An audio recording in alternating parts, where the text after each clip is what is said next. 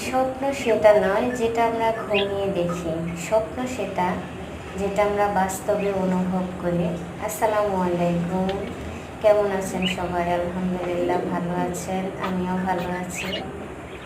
ভালোবাসা এমন একটা শব্দ যেটা শুধু মানুষের প্রতি মানুষেরই হয় না, সেটা পশু পাখির প্রতি মানুষের হতে পারে, মানুষের প্রতি পশু পাখির হতে পারে। আমার বাজিকর পাখিগুলা কত সুন্দর করে খাবার খাচ্ছে, মনোমুগ্ধকর। ভালোই লাগে, যতই দেখি ততই আমার কাছে ভালো লাগে, মনটা একদম ভরে যায়।